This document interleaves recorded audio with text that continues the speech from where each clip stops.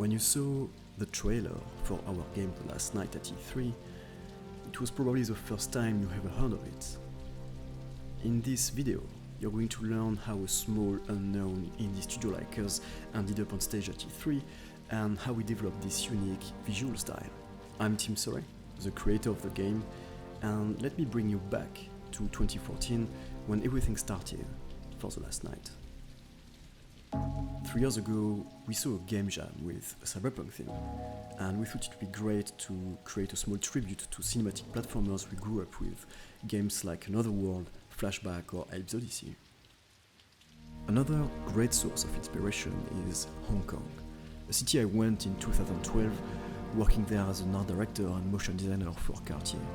Hong Kong is visually so rich, chaotic and overwhelming that it made me think of Blade Runner, another favorite of mine, which established the cyberpunk genre in 1982 with its gorgeous cinematography and art direction.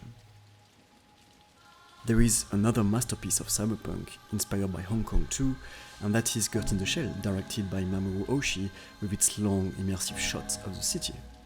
So as you can see, a lot of these inspirations were brewing in us for a long time.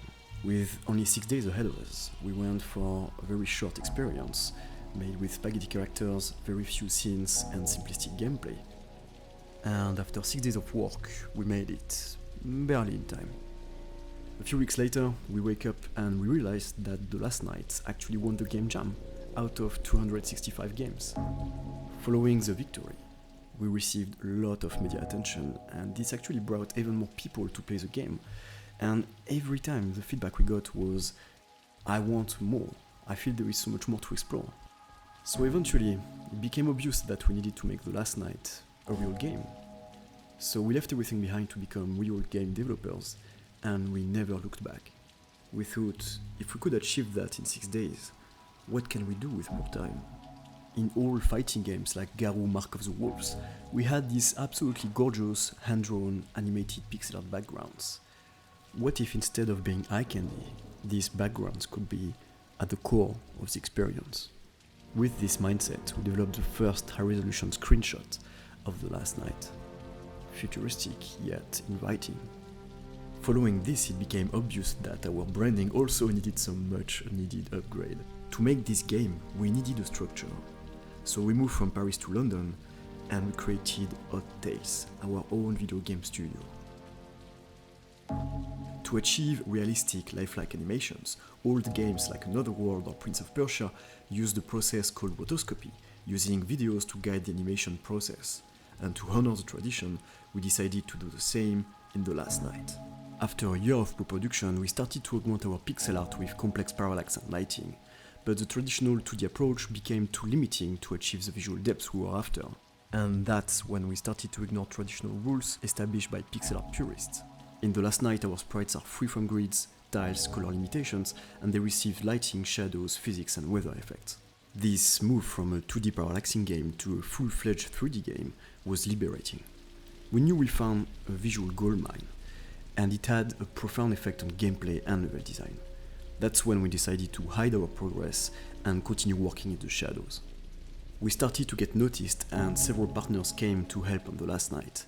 It started with Ideatic Box, the indie partnership program of Xbox, then the British government helped us through UK Game Fund, and finally we signed with the young publisher Wu Fury earlier this year. It wasn't easy to keep our visual style for ourselves for so long, but it paid off when it became a valuable asset for our partners who saw there an opportunity to create a surprise at E3 if our small team could produce a trailer worthy enough. Of course, you don't say no to such an opportunity. First decision, in-game footage only. Everything you saw is running in real time on Unity, even the title screen. We had to make the trailer at 4K 30 FPS, and it couldn't be longer than 75 seconds. And we had a bit less than 2 months to make it happen. At that time, we had a small team of 4 people working part-time to make the trailer. It's not a launch trailer, it's a reveal trailer. So its goal was to introduce the public to a new IP first, and then it was to reveal the new visual style and also tease the story and gameplay without revealing too much. Okay, so we know the specs, but it doesn't tell you how to design a trailer. So how did we do it? Well, we spent a lot of time designing a storyboard, laying down 18 individual shots one by one. And knowing E3, we designed a trailer to let people wonder what this game was, starting with this post-apocalyptic Paris before evolving into the science fiction of the game. Every shot is handcrafted.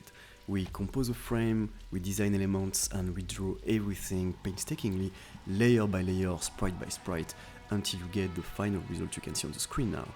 And as you can guess, we have to do that for every single shot. Each scene starts with a concept art, giving the team a target to achieve in terms of mood, lighting, color and composition. Because of the lack of detail in pixel art, it's up to our animators to carry the emotion through body language. Then we draw the environment in its final pixel art form, sprite by sprite, layer by layer. Once we have all these nice ingredients, I can assemble the scene and express myself through camera work and lighting.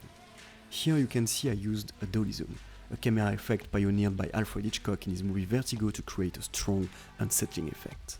When I'm satisfied with how a scene feels, I cook the final shot with our unique shaders, compositing and visual effects, and that's exactly what you're going to play in-game. It was essential to design the trailer while keeping viewers' questions in mind, like when does it happen?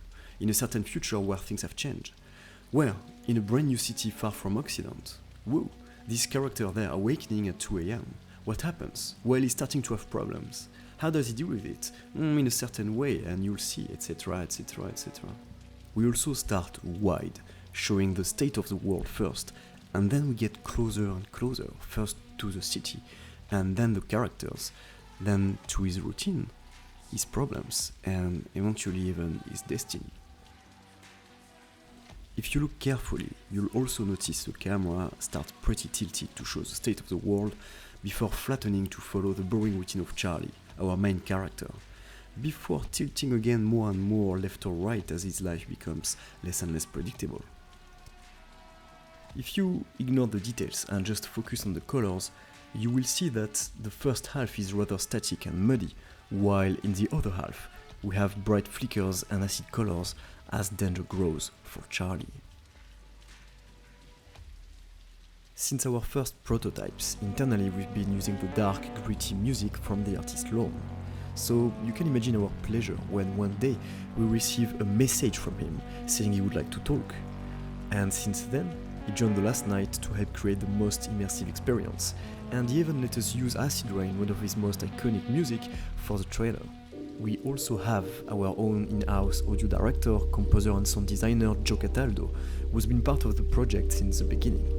Joe is doing all this incredible sound design you can enjoy in the trailer, and he mixed everything in 5.1 to make sure that it sounds great on the big stage.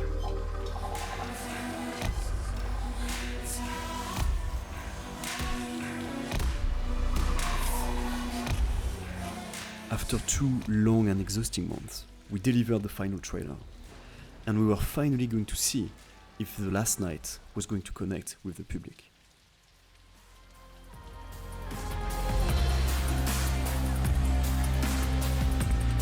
This is the 2017 Xbox E3 briefing.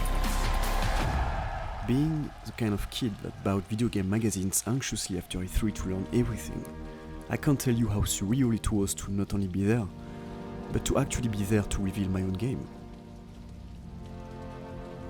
I designed the trailer to create a strong reaction.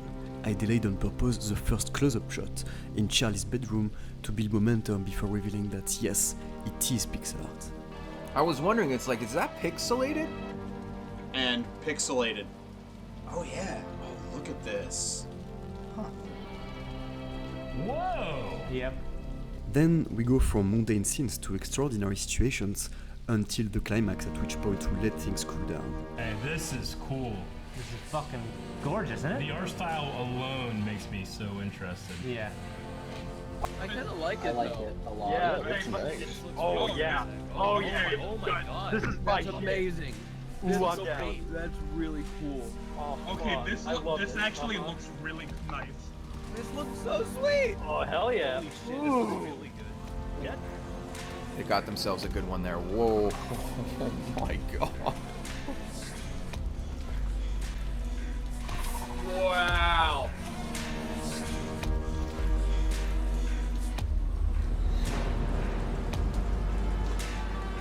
That's it? No. We knew people would want to see more, so we put the taxi scene as a bonus shot. Very, very short, but... Yes, yes, yes. Yes.